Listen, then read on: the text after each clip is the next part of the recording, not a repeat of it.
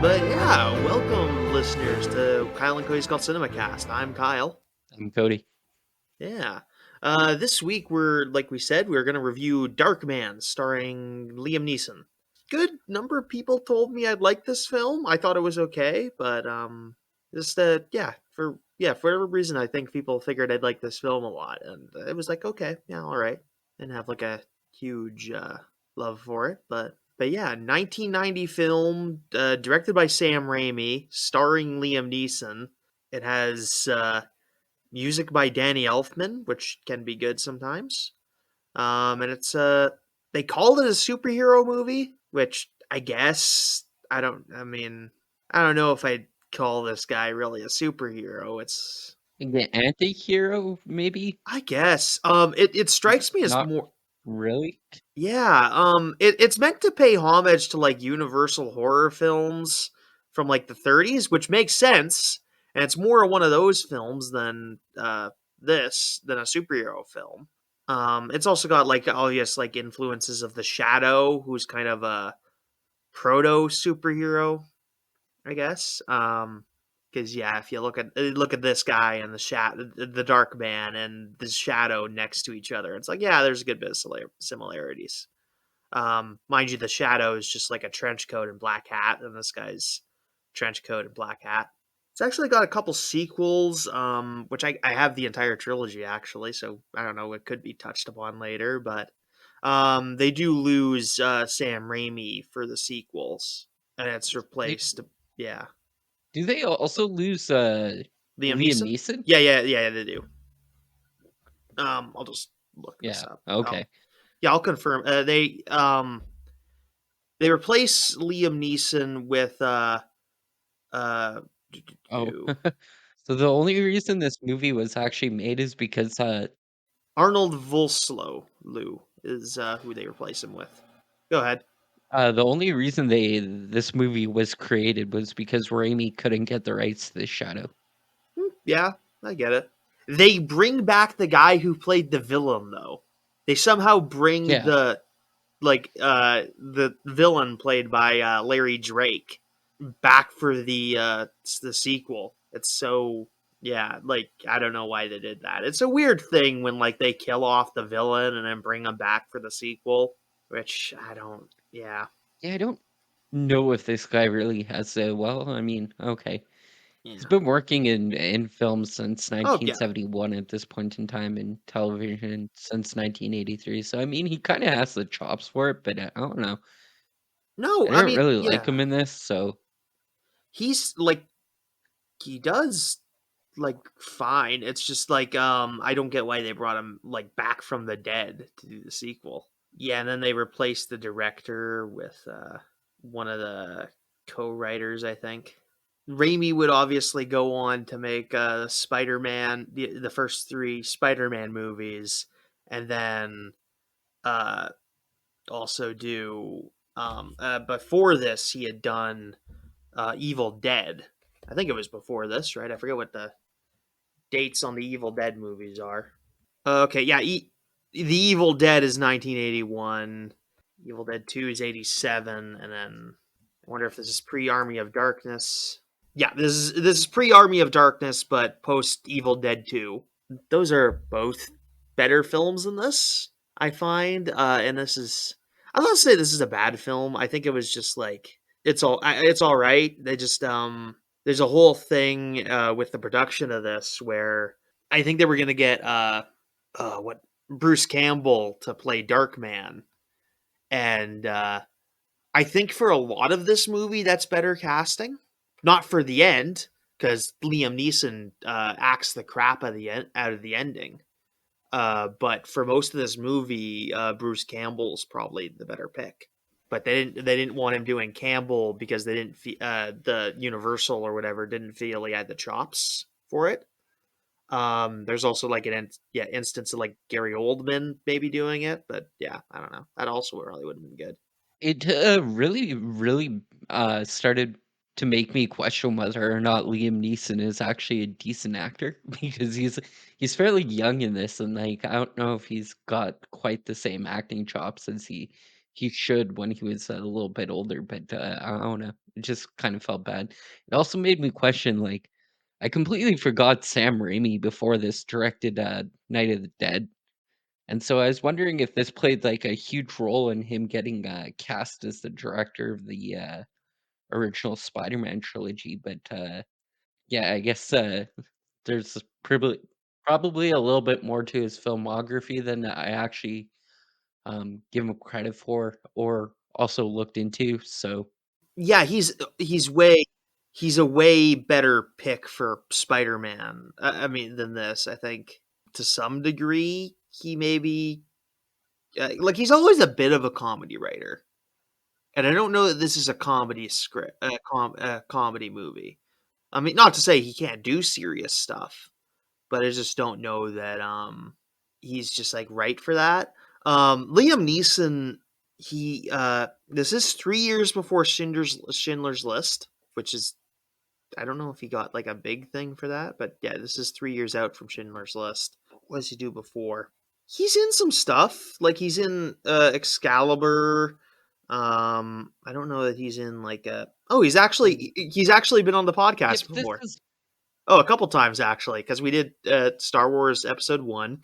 He's also uncredited in Delta Force. He's just a random guy in Delta Force. yeah, but those aren't promising or anything, like and I mean, later on, he goes on to star in, as you said, Schindler's List, Star Wars. He also did Gangs of New York, which I really like, which is, Hmm.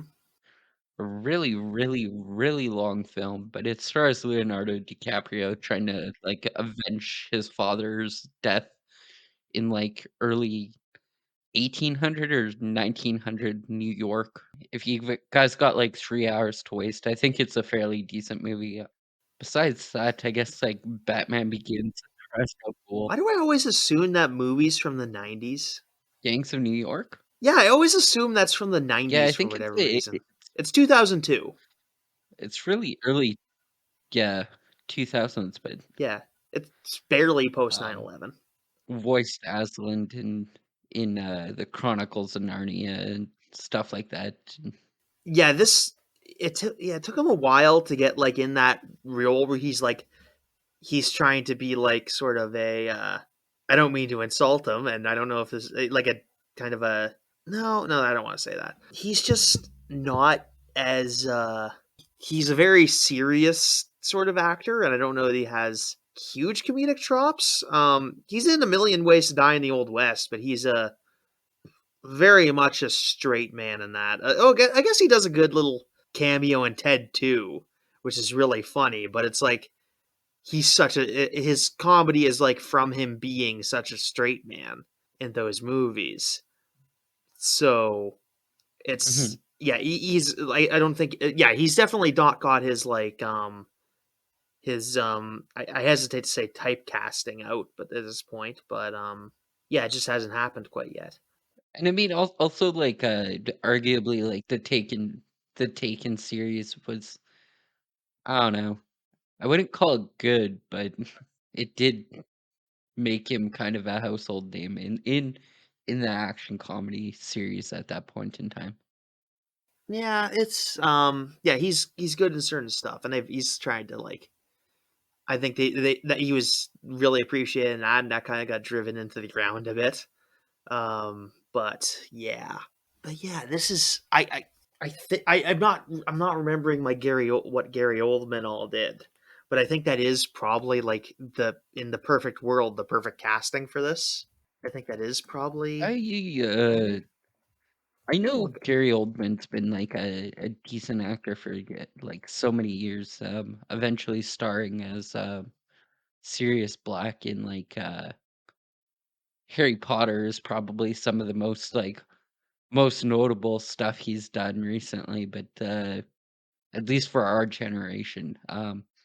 He was Count Dracula in the 1991 version of Bram Stoker's Dracula. I'm trying to see if he has any comedy. I'm gonna look into his. True Romance and The Fifth Element. He's been like typecast as like a villain a lot of the times. And, of course, James Gordon in the Dark Knight trilogy, and, Planet of the Apes, Oh yeah. like the remakes, Dawn of the Planet of the Apes. Maybe I'm wrong. I don't. I For whatever reason, I think he could be funny. I don't know that he's done a lot of funny roles, but I think he could do it. Maybe. I think he falls into some of the same issues, Liam Neeson's had at this point, where he's typecast as a straight man. I think that's the term for it. I don't know. I can feel it. Yeah, I'm not 100% sure. Straight man in comedy where the there's just a lot of jokes in this where I don't think Liam Neeson's quite come out to do them. He doesn't have that kind of delivery. But anyway, the film opens with a this gangster played by I know I wanted to point this out because he no he yeah, we open to this shot of this gangster played by Jesse Lawrence Ferguson, who has done some stuff. He's part of like an infamous Star Trek episode, but I think he's done more than that. I'll look it up here because yeah, he just doesn't have a yeah. If he's probably deserves better than that. Um, but yeah, no, he's known for like a very infamous early The Next Generation episode. But yeah, we open to this guy and it's like they're playing him up like he's going to be like the villain in a movie, and I was kind of excited because I thought he was kind of interesting.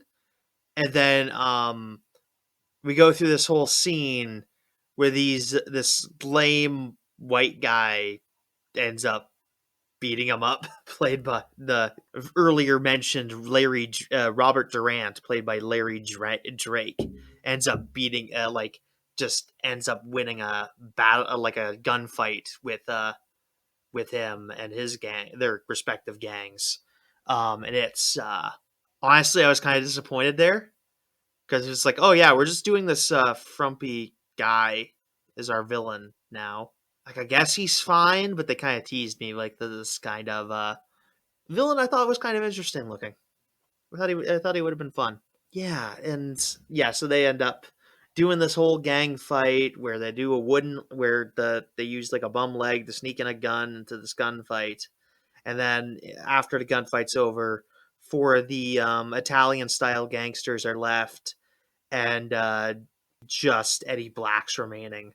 So they go over and Robert Durant, the character, he ends up chopping using a cigar cutter to cut off Eddie Black's fingers as they like defeat this gang threat to I guess show how dangerous the villain is. I don't know. This scene didn't work for me. It's just I like one of like the delivery where he's sitting there and he's talking about how he's cutting off this guy's fingers with a cigarette cutter, and he's like, I've got some points to make, and he starts cutting off one more finger, like one finger, and then the next finger, and he gets to the third finger, and he's like, my final point is I've got 7 more fingers to go, and then he continues cutting off this guy's yeah, rest of this guy's fingers. But this really didn't set up this character for me for really a villain. Um, yeah, it was kind of too I don't know what to call it.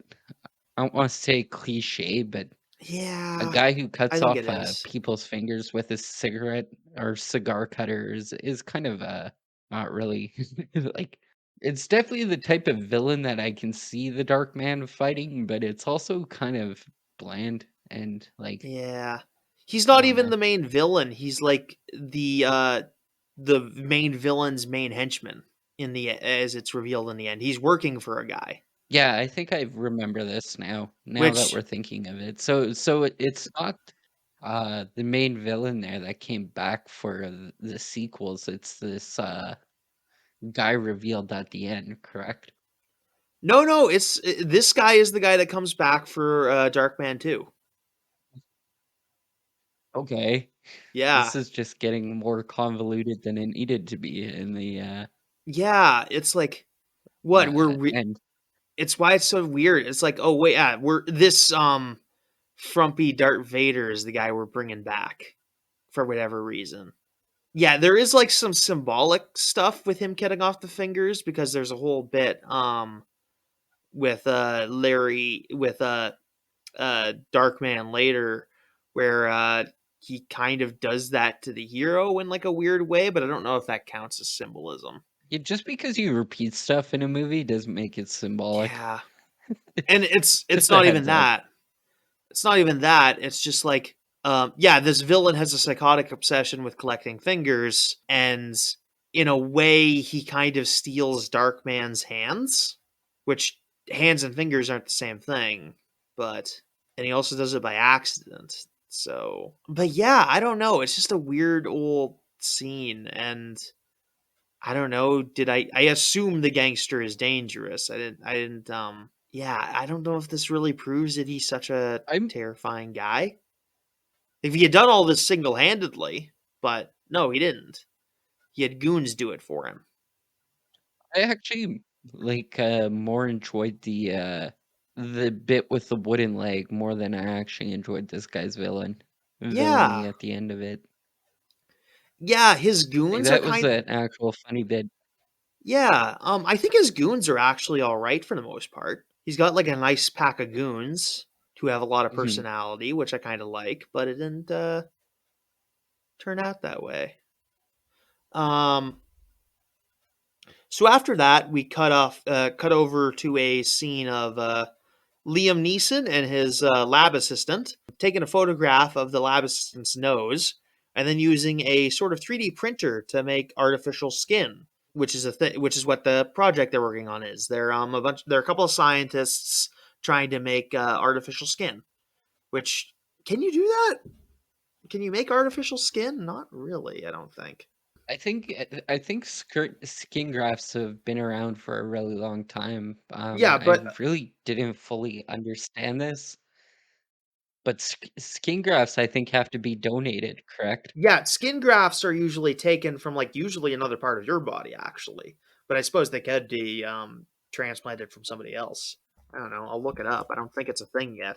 This is the weird thing about being in the future. It's okay. It's a thing. Okay, so there's a couple skin substitutes. Okay, so there is like an artificial skin is sort of a thing, but it's sort of vulnerable to like infection. So like it's not that's more of the issue. Yes. It's yeah, it just takes a while for like your blood like your immune system to like go over it and like bring it into you. And I think there's also just some issues of it Okay. having trouble mixing with skin tone or whatever. Yeah, I don't think there's like cases where you can only certain cases where you can use it. But anyway, but yeah, he's essentially working on like a perfect skin substitute. But as they're playing with their latest version, their latest prototype, they find it still like decaying after 99 minutes. So like just over an hour and a half. So it doesn't end up working. After a bit of frustration there, Liam Neeson's character Peyton Westlake, Doctor Peyton Westlake, is having some quality time with his really serious girlfriend, and they're like cuddling on the bed. And she's a lawyer of some sort or an accountant, and she's messing with some papers, and she thinks she's found out that one of her clients is like paying off like civil servants. And this is a very RoboCopy plot, actually. Like this is like we're like basically very similar to stuff that happened in like RoboCop 2, where like this big businessman is like trying to like buy like his own like private section of the city. So that's the whole like side plot of this. But anyway, she's going to go confront him about these papers. Peyton asks her to marry him. The character's name is Frances McDormand, played by Julie Hastings. Oh, sorry, Julie. The character is Julie Hastings, played by Frances McDormand. I got that backwards. And she goes to chat with this character, Louis Strack Jr., played by Colin Friesel. Frails. I don't know how to pronounce that. Who's this big businessman who is paid for is like doing a big city renovation thing, and he basically admits, yeah, I'm bribing the public officials, but why don't you just give me that paper and we'll just pretend all this never happened? Because frankly, this is just an improvement for the city and yada, yada, yada. And then she's just like, well, I can't even do that because I don't have the papers with me. And he's like, okay, okay. And then she ends up leaving. In the meantime, we cut back to Dr. Westlake who is working on his latest prototype of the artificial skin, which another Okay, interest. can we just move Go, back sure, to sure. Go ahead. can we just move back to that giant fucking plot hole that shouldn't even bother Sure, existing? go ahead. Yep, go right ahead. Why, as an attorney, are you coming to a known criminal and saying, "Hey, we have dirt on you"? You're not even trying to blackmail him at that point in time. You're just gloating at the fact that you've caught this guy in some illegal bullshit. And then the whole movie is based around the consequences of like your shitty decision making as a lawyer with like I don't know, 30 or 20 years experience at this point, maybe a little less. She looks young. Um, No, but I don't. still, it's just like Yeah, you're not wrong. I think like the only other thing I'd add is I think like she said she was going there to look for an explanation because she didn't know that's what was happening. And maybe she was expecting there to be some sort of explanation, like reasonable explanation for that. But still, that's probably a bad move. I don't know that this guy's a known criminal either, but that's probably not how you should do it. Although, if the level of corruption's a certain way, it might not have changed the course of the movie because they would have went to like an authority figure, and he would have just been like, "No, no, we're just ignore this and drop it," and then that's how they get tipped onto her. But yeah, no, I don't know. I don't think you're wrong there. This doesn't seem like the way you do it. okay. Yeah. If nothing else, I don't So I'm know not if. actually crazy at this point. No, I don't think you're fully crazy. I think this is a bit of a weird plot point. But yeah, anyway, we after that scene, we cut to Dr. Westlake having a conversation working on his latest prototype of the artificial skin. While they're doing this, while they're examining to see if the skin holds up after the 99 minutes this time, the electricity blows in the building, so the power goes out. And while it's dark out, the skin lasts past the 99 minutes. Um, which means there's something to do with the light. Like light is decaying the skin, which yeah is a big problem in a world where there's at least like 6 hours of daylight a day. So yeah, it's not a big deal, but they figured out that the light has something to do with the decaying. This never comes up later in the movie. They never use this plot point to like improve the skin later in the movie. So yeah, I don't know why this scene's even here. But anyway, after this discovery, the gangsters arrived, led by Durant, and he asks for the paperwork that Julie had left behind. He doesn't know anything about that because he doesn't keep track of all his girlfriend's work stuff. Maybe even didn't realize that she had left it behind. And she goes on. He goes on and gets. They try to intimidate him into giving up the paperwork, which eventually results in them killing the lab assistant. Which I'm pretty sure means they kill every person of color in this movie. Like, there's only two POC Yeah, and they actors, also and they're both like like died. Like as this guy also like YouTube's not even a thing back then. Like took a self-defense class and he's like, I know how to grab a gun away from somebody who like is attacking me, and he goes to go do like this kung fu grab weirdly out of the blue and just like instantly gets like beat down very quick. So no, yeah, it's just something I noticed. I don't know if it's a necessarily a big deal, but it's kind of. I mean, these are all like Italian gangsters. The main villain's a white guy. The main two characters are white guys, and they just kill off the only two minorities. It's just seems weird. I don't know if three it's a big deal though. three minorities. There was a Kerbo, and I think he might have been of Mexican descent, but I'm not 100% sure. He was Mm. one of the goons Oh yeah. later Okay, on in yeah, the film. maybe. But Yeah, I guess. I mean, all the goons still also die. So yeah, they eventually the gangsters find the paperwork just in his just upstairs after they're searching the place, and they end up like shoving Dr. Westlake into his artificial skin charging station and electrocutes him a lot, and leaves and like sets up so that the lab explodes by like opening up one of his inert gas tanks and setting it alight, leaving it to set alight by a little bird thing that's like tapping at a lighter. It's a little dumb. It's a weird way of doing this. But yeah, so Peyton's lab explodes, presumably killing him and the lab assistant. Although they never find the body, and then they have like a whole funeral for Dr. Westlake and the lab assistant, and Julie's all sad, and I think apparently she ends up the main villain. What's his name again? Louis Strack tries to get like have a relationship with her, but she's not really receptive to it, and so that's a whole thing.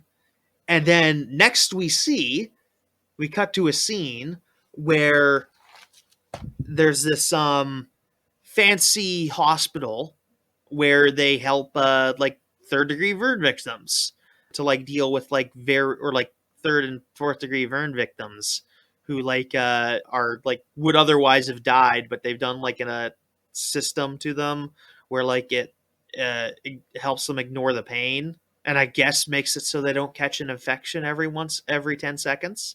But it also like as she explain as the doctor in charge of this thing explains, it's like because you're not feeling pain, your like emotions just start running rampant. So it's there's a bunch of that. So a lot of these people are just kept in like comatose states. And we find out there is this John Doe there who's just unidentified. They found him near the lakefront. Yeah, in and there's hindsight, also she brings up the fact that this guy only has burns on like 40% of his body, which yeah. like doesn't sound like a lot when you actually like I don't know percentage wise, but like I don't know. I feel like they could have upped those numbers and made it a little more Eh, concerning. But I guess in all actuality, it's only his like face, hands, neck, and maybe a little bits and pieces of his shoulders that are actually burnt within the machine because they just put his head in and then his hands. I mean, that's all the parts that anyone sees. So 40% is a lot, too. That's. But anyway, the part I'm kind of annoyed about, they found this John Doe by the waterfront, covered in burns, and didn't think to connect it to this explosion that happened nearby. Like that's like the explosion where they never found one of the bodies. So just a weird hint. Maybe the guy was flung from the scene or whatever and or like wandered out in a stupor and you found the guy whose body is missing. Like maybe that's a thing. Yeah, I Maybe guess it's a I was so yeah. mad when I Okay. figured out that happened because like what you didn't It's also like really weird that they were like ultimately like they were like the only piece that we found of him was one ear. yeah. Like you'd think they'd be like, oh, this guy has one ear left, but I guess if it's burnt off, then I mean there could be no trace of another ear or something like that. But And it's like and there's an ear I left. You can't didn't get like remember seeing if the guy has another ear. yeah, but still it's like why the first thing I do when I find someone who's covered in burns is like look up police reports for like, hey, did anyone get like checked? Anyone get like caught in an explosion recently that's maybe not accounted for, or get set on fire or something? That'd be the first thing I do if they weren't accounted for. Because yeah, it's maybe weird that he wandered off after he got blown up, but I mean, if he's there, like the body needs to be somewhere, probably. It didn't seem like it was enough of an explosion to like annihilate him. Like shit, this is such a weird plot point. There's no excuse for this. But yeah, eventually this results after they've explained what happened to him. Peyton Westlake wakes up and breaks out of this hospital and wanders over to what remains of his lab and finds that he's scarred beyond recognition. He tries to talk to Julie, who he finds on the street, but she's like shocked by him and he's not able to get any words out. So yeah, he's in a pretty bad spot, and he's just also the hospital never looks for this what they would assume is a homeless guy covered in burn marks. No need to retrieve this guy who's undergone like a sensitive medical procedure that I presume you're responsible for. No reason to do that whatsoever. Yeah, like no one looks for him at any point. She's like, oh, well, Mhm. there's it. He go like no one's looking for Peyton Westlake. No matter where he is, no one's just like, hey, let's find the body, maybe. Let's find this guy who wandered out of this hospital and got a bunch of burn marks. So weird. No one bothered, I guess. So yeah, this is a whole thing. So he ends up taking what's left of his lab and moving it into this warehouse and adopting a bunch of cats.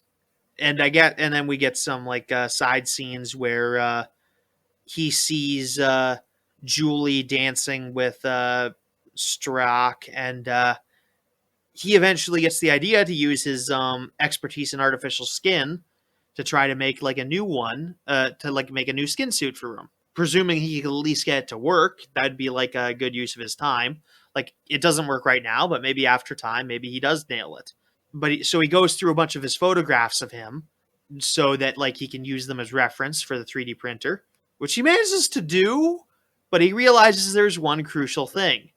He doesn't have any pictures of his hands left. We get like a point where like he screams into the air about like the bad guys having stolen his hands from him. Which yeah, that is pretty rough. Yeah, I guess you can make new hands, but it's going to be weird. But yeah, he at this point, after finding this out that he can't have like a whole body, he decides to try getting revenge on the gangsters that killed him. He finds one of them after the party where he saw Julie, and holds him out of a manhole cover and gives him information. After he gets the information, he holds the guy's head up above the manhole cover until he gets run over, which is a pretty brutal kill, which makes this more like Universal monster movie than superhero movie, which is fine. It's just like I don't know why they're really flexing on that angle. Yeah, I was gonna make the connection here earlier that it felt generally like a Toxic Avenger movie if like the Toxic Avenger uh actually took like the movie itself seriously. Yeah, it is kind of Like I that. wouldn't really call it a comedy, but it has a couple of moments where it's like, oh, it's kind of funny, but like not Yeah, really. it is the serious Toxic Avenger. You're right about that. That is an absolutely apt description of this. The edgy Toxic Avenger, which is hard to do, which is kind of sad when you say it like that. So yeah, he decides his next course of action, Darkman, is to copy the like the face and hands of one of the goons. He copies that, makes a little skin suit for him, steals some of the goon's clothes, and puts chloroforms the goon so he doesn't go to sleep, so he stays asleep. And he goes to meet with some of the other goons. One problem: he can't really mimic the accent of this goon, so that's a bit of a problem. It turns out he's pretty good at mimicking voices later in the film, but he doesn't have any recordings of this guy. So he has an awkward encounter with a couple of the other goons who end up holding him a big case of money and saying that he needs to where to bring it. Of course, Darkman doesn't know where to bring it. Of course, that's not really Darkman's problem because they've just handed him a big case of money, and he wanted to get that guy he impersonated killed anyway. So what do? You just steal the case of money, walk away with it, use it to fund your experiments, which yeah, obviously results in that other goon like just getting thrown out a window. So that's kind of interesting. Yeah, I like this little turn of events. Actually, it's pretty clever. That works out. I like it. Yeah, it's actually a half decent scene because he chloroforms them and then sets up a suitcase full of money and like 2 tickets to Rio, and like his boss walks in and is like, "The fuck are you doing?" Like, Oh yeah, that was the other so thing. Darkman planted 2 tickets to Rio in this guy's room for this guy and also the guy he had previously killed. So they don't need to ask where he went. So yeah, that guy's so the gangsters are just gonna like assume that guy skipped town. Will they ever find him? Well, no, probably not. We'll see. Anyway, yeah, that's after this he decides to make his face. Oh, and also to add to this scene, he watches the goon get thrown out the window, and someone actually sees him and sees the dead body of the goon and does like a scream, which was kind of yeah. This is the most serial killer he gets throughout the movie. I mean, the guys kind of have it coming, but yeah, hell, that's a thing. After this, he decides to make. He's a bit shaken by what he did, so he decides to maybe take a break from this and decides to make a artificial face so that he can go see Julie. And yeah, makes up a whole lie about like the hospital getting him and them not wanting him to go see him. Which I mean, this is a whole thing about like this not making any sense. I think the better explanation is probably the goons were after him. I mean, why did they say that? Why didn't he just say that? But yeah, I don't know. So yeah, he has a date with Julie and like explains all that. But of course, he can only do this for 90 minutes, so he ends up leaving. After this, Darkman goes on to bug the mob boss's house and get some audio samples so that he can work on copying Durant's voice. And of course, what he immediately does with this is puts on a Durant skin mask and goes and robs a convenience store, like really obviously. It does the whole like I am something something Durant, and I am going to rob this place because I am above the law. And he maybe shoots the clerk. I don't know. I can't tell. They don't show him shooting the clerk or whatever, but I think that would have been. I mean, it would have obviously, if he had done that, killed this whole superhero thing they want to do. But it actually absolutely works for a Universal monster movie.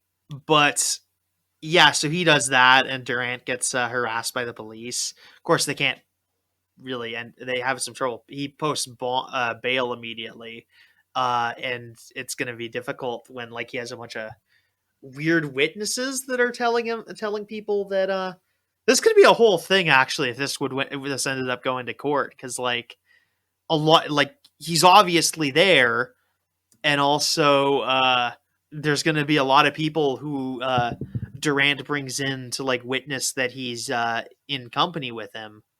They might be able to figure out that Durant is was not there at the time, but if they can't, they might have a lot of people going down for like obviously lying to the court. Westlake goes on another date with Julie. Oh yeah, between that, uh, using that same skin mask, Darkman goes to go blackmail the triad, which is apparently a thing, into giving him a bunch of money. So that's a whole thing. And then he gets away with the money, but they do notice as he's leaving this place, they do notice that the skin's boiling, and also Durant shows up. So yeah, they know that somebody's I impersonating think people. I would have liked to actually have just seen a movie about this guy trying to fuck over this villain's life. Like instead of just trying to rob banks and stuff, he like breaks up with his like fiance or something, and like just generally causes havoc on like somebody's life. Goes in and like cancels all of his memberships or Yeah, whatever. yeah. There Gives a is whole shit ton of parking tickets, like, you know. yeah. This superhero just has all the abilities of the chameleon. So like that's a Mhm. whole thing. He can be the chameleon for 90 minutes and just do a bunch of old interesting stuff. And that'd actually be like a really cool thriller. And so I'm sure that someone's maybe done that, but you could absolutely do a whole movie about that.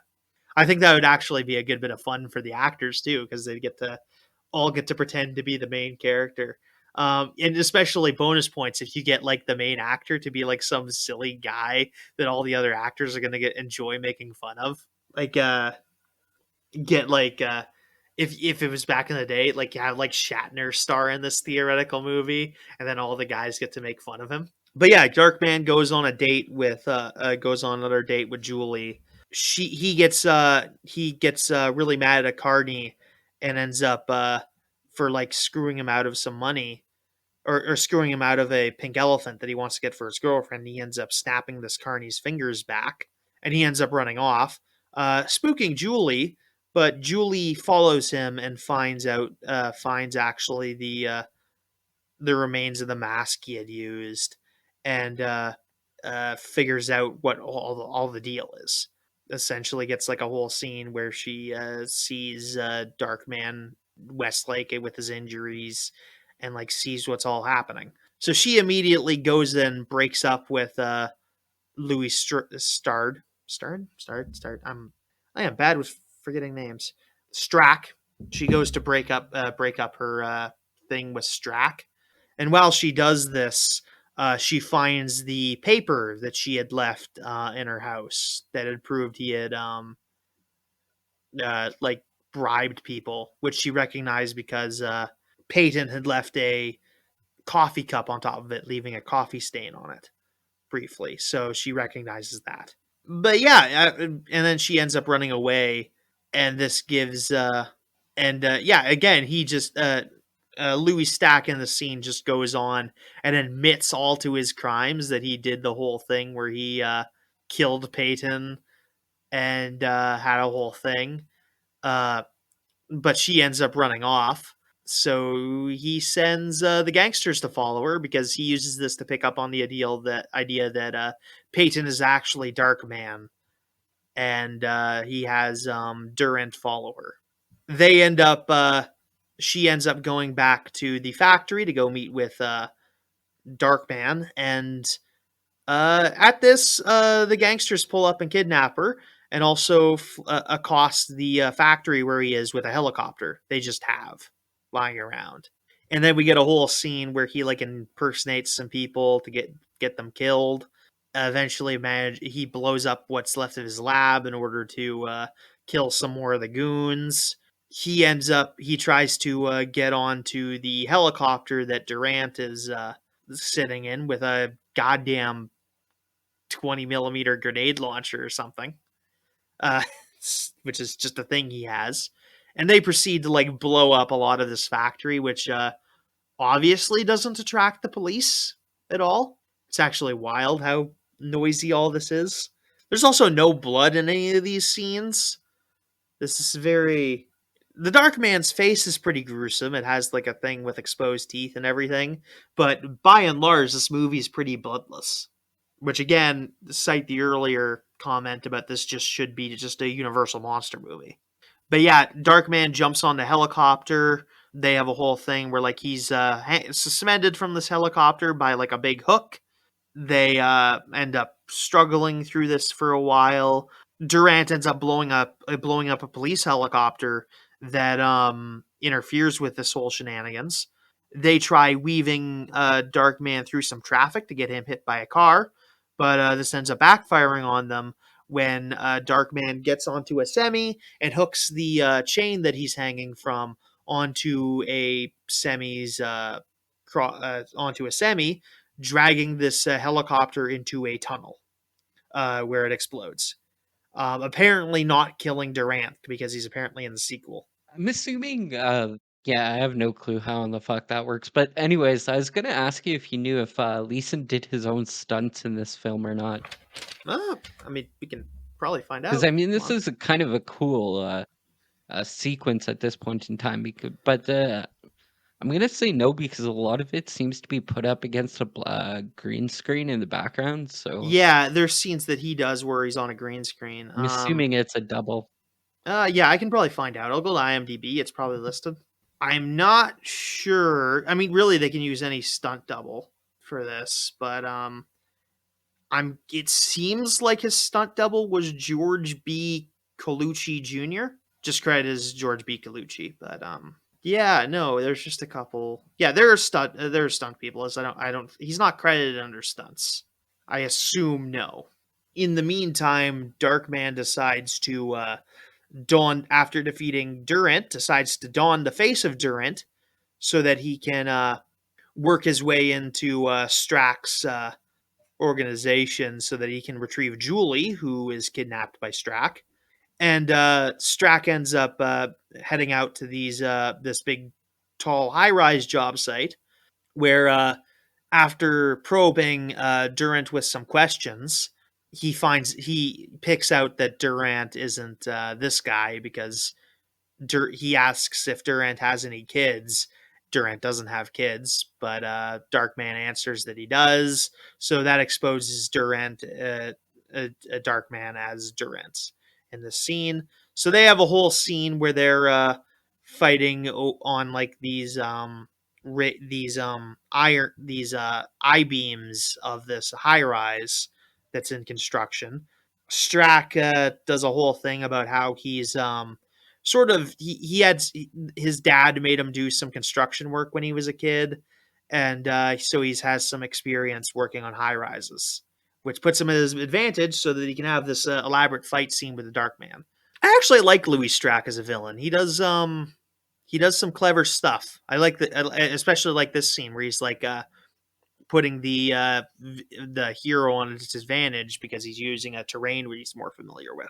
He offers Darkman a job and also Julie, but Darkman kind of just wants his revenge, so they still get in a fight. Julie gets eventually gets thrown off the building, gets caught by some rebar that's hanging off the side, and Darkman manages to save her. Darkman is eventually pinned against a wall as Strack fires a rivet gun at him, which I would assume there's some safety feature that would prevent you from just firing a rivet out of a rivet gun at somebody, but I don't know. I'm also kind of a fan of people using rivet guns as weapons in media, because that was definitely a thing in like Bioshock 2. I think it's kind of cool. But yeah, he pins him to the wall, and but Darkman pulls his hand through the rivet and uses it to and manages to kill Strack through that. So now that Julie's saved, he sort of just heads out. He starts to head out, and she's just like, "No, stay!" And he's just like, "No, I can't stay." He had an earlier scene when he was killing Strack. He had a scene where Strack was saying like, "You're not the revenge type. You couldn't live with yourself," which doesn't make any sense because he's already killed like 4 people, and not in self-defense Yeah, either. this was definitely a massive oversight by the main villain at this point in time. Like, what? This is like one of the more egregious examples of this trope being done badly. Like it works for a lot of superheroes. Most superheroes won't kill. Mhm. But again, this guy's not a superhero. Yeah, Batman taunting the Joker up until the Joker, like, Batman just snaps and kills him. Even that, like I it's don't know not how often that's happened, but I mean, it's like Darkman is just a killer. Like he does just kill people. Like he's not a he doesn't have a no killing rule by any stretch of the imagination. This is one of the more egregious examples of them doing this Mhm. weirdly badly. There's also a scene in like Delta Force 2 where he's just like, "Oh yeah, you won't kill me. You don't have the courage," he says to Chuck Norris, who's Delta Force Commando, who has killed tons of people. It's so weird, the scene. But after that, he's just like, "Well, I've learned to live with a lot of things," and tosses him off the building. He tells Julie that he's going away, and that just because he can learn to live with this doesn't mean anyone else should. So he ends up leaving, and she tries to follow him, but he has donned other masks so that she can't find him. That mask is of Bruce Campbell, who cameos in this film as they call him the final Shemp in the video in the credits for whatever reason. I have no idea. Was that what the masks were called? Shemps? I don't know. I'm not 100% sure. But yeah, after that he disappears into the crowd, and Julie doesn't see him again, unless she's in the second movie. I don't know. Liam Neeson does act the crap out of these last couple scenes, though. It is kind of like sells me on his role in the film, but I just think there's a lot of stuff earlier in the film that isn't as good. But yeah, I don't know. That's the end of the movie. I don't know how I feel about this movie because it's not exactly what I would call a superhero movie. Which Yeah, is kind of like its big selling point. Also, I really hate the fact that the whole character's fixation on his um trench coat yeah, throughout the movie is kind of weird for something that he just literally picked out of the garbage. Like, yeah. I think at one point in time it was caught, and instead of like just letting go of the trench coat, he's like, I'm gonna make sure that this trench coat stays intact. Um, No, so they were just really yeah. insistent on this being like a superhero thing and like ripping off like the Shadow or whatever. But this is a universe. This is like obviously like a horror movie. Mhm. It's literally, is it made by Universal? I need to make sure this. I'm actually 95% certain it is, but I'm not. It's literally made. It's literally distributed by Universal. It's made by Renaissance Pictures production company, but it's literally made by Universal. There's no reason they couldn't have just made this like a weird like 1990 addition to the Universal Monsters canon. Like, there's nothing wrong with that. Mhm. Like, you can make other monster movies. It's just so weird that they're framing it like it's a superhero movie. It's like, just make a monster movie. Just do that. It's fine. It's kind of interesting. It works. Especially considering now they're like really hard trying to push for a reboot of the like, Universal Monster series. Like, Yeah. No, yeah. Like and it doesn't always need to be a thing. You can just have it lying around. I'm just gonna make sure the second one is distributed by Universal. We'll find out here. Yep. Also, yep. The other ones are also distributed by Universal. But yeah. Why not just have it stand on its own? It doesn't always need to be a thing. Like, you think they had like all those monster movies got made because that those made money, and like that it doesn't always need to be like a grand like corporate strategy. The budget's $14 million. Box office was $48 million. This made a good bit of money. It got itself a good bit of like profit, which obviously drove it into two more sequels. I don't know. They say they might do it. They like Liam Neeson said he's open to doing another one, but meh, I don't know. I don't know if I want another I Darkman think you movie. definitely if I think if you do it, you have to rework it from the whole entire ground up. I don't even know what that would look like in my opinion. Like, I'd try and take away from the whole try and take away from the whole criminal element and build it around something else, or have the criminal element be like a smaller role in the film instead of the main focus, and then go from I'd there. I'd maybe do it as like a love story, like have him sort of reunite with Julie, who's just kind of been looking for him. Well, that's kind of fucked. Yeah, like because I mean this Yeah, is I one of also the really didn't feel like any form of like chemistry before these two characters to really make it like a hard selling point for me that yeah.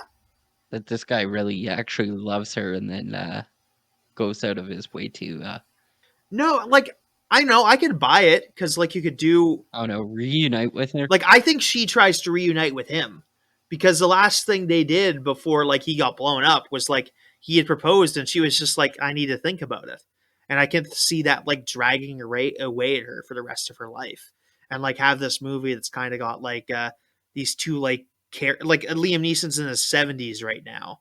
I don't know what hold on, we'll find out how old the actress is. Frances McDonald Dormand. She's 65, so that I think I'd buy it, honestly. A couple now like elderly people trying to have like get back together in this background of like this old horror movie, because they always have this thing in like horror movies where like the monster has some lost love, but I don't know that there's literally been like some stuff where like the woman actually kind of really wants to get into it, and not just because the monster's like this big hunky werewolf or whatever, but just because she has like a genuine emotional regret over like not getting together with him, and she kind of like maybe like at that point just like having this this end goal of like just like I want to spend the last few years last several years of my life with this guy. It's I would think it works. I think it could work. Like I think there's enough like compelling literary stuff there where you can make it work. And she's got good acting credits. She's in Nomadland, which was a film she was in. Three Billboards, Fargo. Like Darkman doesn't actually show up on her like most famous films on Google. She's recently been in a movie called Women Talking. She was in Mississippi Burning. She appeared in The Tragedy of Macbeth pretty recently. Burn After Reading, Fargo. Yeah, I think she could pull it off. Oh, she's literally got an Academy Award for Best Actress. I kind of want this to happen now. Academy for Best Actress in what though? Hold on. Oh, yeah, no, for Nomadland. Uh, and she's I have actually the no clue first. what that is. Yeah, it's a 2020 movie. Oh, and she won for Three Billboards in 2018. She's actually a really good actress, apparently. And she's currently nominated for Women Talking for the next Oscars here. So what you're saying is, if we're looking at this as a whole, like where do we pass the buck off? Because as you said, Liam Neeson is like somewhat of a good actor. Yeah, This girl's a good actor. yeah. Like, is it the film at that point in time, or is it like accumulation of some of the things we touched on earlier between like okay, never mind. I don't even need to ask this question at this point in time. It's probably 125% just the whole entire film. Yeah, yeah, it's just like I'm just imagining like a big film where like these two Oscar nominated Oscar caliber actors just get like put into like a whole thing. Yeah, no shit, she is like a lot. She's yeah, she won for Nomadland as oh, yeah, she won as Nomadland for Best Actor. Nomadland was also the Best Picture winner for 2020. She got Best Actress for Three Billboards. Nominated in 2006 for North Country for Supporting Actress. Nominated in 2000 for Almost Famous as a Supporting Actress. Uh, Nominated for Best Actress for Fargo for 96. Nominated for Best Actress in a Supporting Role for Mississippi Burning in 1988. No, I am sold on this. We just need to find a director.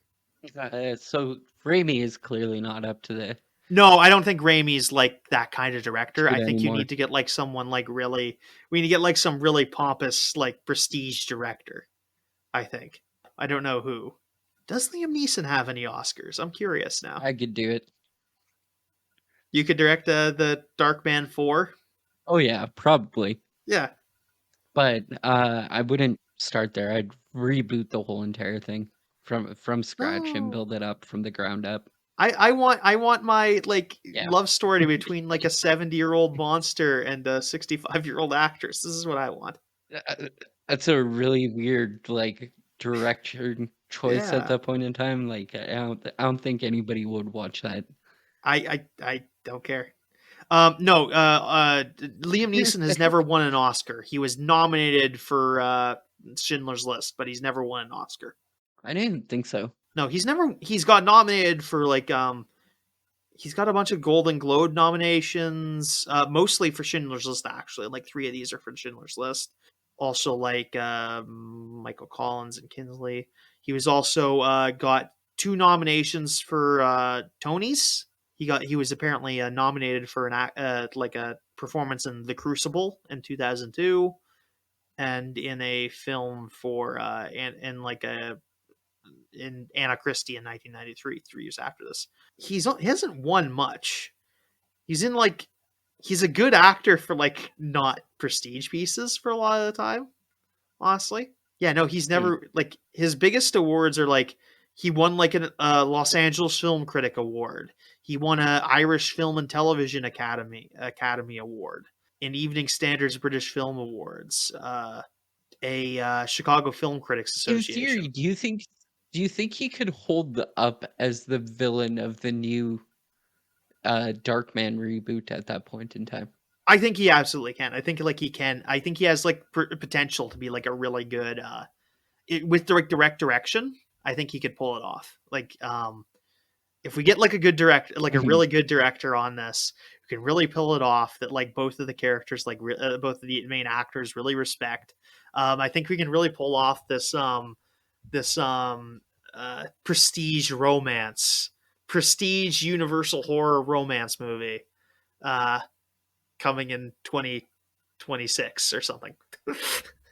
This is amazing. I am committed to this. I love this actually. Yeah, I Uh, wouldn't touch that with a 10-foot pole. Sorry, I'm out. I'll write it. Uh, I don't Like know. you could come to me with like a full and like an absolute screenplay of this whole entire film, and I don't think I would. Yeah, I would even consider touching it because I don't even think Sam Raimi would touch that. I don't know how you make that work. Sam Raimi, I don't know if he's good enough to do this. I don't think that this is the film for him. But yeah, no, someone could do it. Someone who's a bigger film nerd than me can probably find like a perfect director for this. But no, that's my pitch for Darkman 4. We will see you later this month with another episode of something. We haven't decided yet. But yeah, yeah, I'm gonna go. I guess email Liam Neeson and Francis McDonald. I don't know that they're gonna. They'll probably ignore me. I'm probably. But yeah, we gotta go. Bye.